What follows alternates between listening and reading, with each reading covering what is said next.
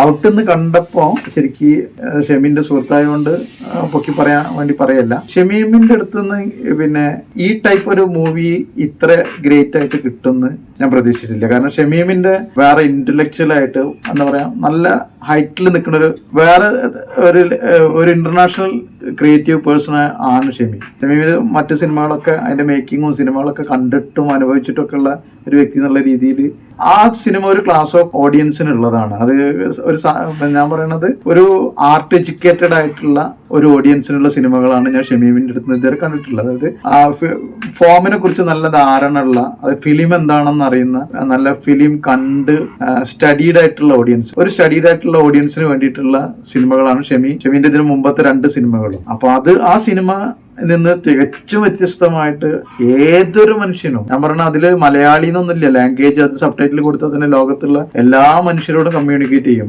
ഏതൊരു മനുഷ്യരോടും കമ്മ്യൂണിക്കേറ്റ് ചെയ്യുന്ന അല്ലെങ്കിൽ ഒരു ക്ലാസ് ഓഫ് പീപ്പിളിനെ മാത്രം അഡ്രസ് ചെയ്യുന്ന സിനിമയല്ല ഇതെല്ലാം. എല്ലാ മനുഷ്യർക്കും വളരെ സിമ്പിൾ ആയിട്ട് മനസ്സിലാകുന്ന ഹുക്ക് ചെയ്യാൻ പറ്റുന്ന ഇതിന്റെ പ്രോസസ്സൊക്കെ എനിക്കറിയാം. ഒരുപാട് റിസ്കുകൾ എടുത്തിട്ടുണ്ട് ഷമി ഓരോ ഷോട്ടിന് വേണ്ടിയിട്ടൊക്കെ. അപ്പൊ അതൊക്കെ ആ ഒരു ഷമി എന്ന് പറഞ്ഞ എന്റെ സുഹൃത്തിന്റെ അപ്പുറത്തേക്ക് ഒരു ഫിലിം മേക്കർ എന്നുള്ള രീതിയിൽ ഷമീനെ കാണുമ്പോൾ ഞാൻ അത്ര വലിയ ഫിലിം എക്സ്പീരിയൻസ് അല്ലെങ്കിൽ ഇങ്ങനെ ഇത്രയും ഡെഡിക്കേറ്റഡ് ആയിട്ടുള്ള ഒരു ഡയറക്ടർ എന്നുള്ള രീതിയിൽ ഷമീമിനെ കാണുമ്പോൾ എപ്പോഴും അവനോട് ഭയങ്കര റെസ്പെക്ട് ആണ്. കാരണം ആ ഒരു ഫോമിനോട്, ആ ഒരു വർക്കിനോട്, ആ ആർട്ടിനോട് അവൻ കാണിക്കുന്ന ഒരു ആ ഡെഡിക്കേഷനാണ് ഈ പിന്നെ ഷമീമിന്റെ ഈ 3 സിനിമകളും കാണുമ്പോൾ 3 സിനിമകൾ വ്യത്യസ്തമാക്കുന്ന രീതിയിലേക്ക് ആ സിനിമകൾ എത്തിച്ചത്. ആ വർക്ക് ഓഫ് ആർട്ട് എന്നുള്ള രീതിയിൽ സിനിമ ആ ഹൈറ്റിലേക്ക് എത്തണം എന്നുണ്ടെങ്കിൽ അതിന് ആ ഒരു ഒരു ഡയറക്ടർ എന്നുള്ള രീതിയിൽ ഒരു ഇൻപുട്ട് ഉണ്ട്. അത് സാധാരണ ആർട്ട് ലവർക്കോ അല്ലെങ്കിൽ സിനിമ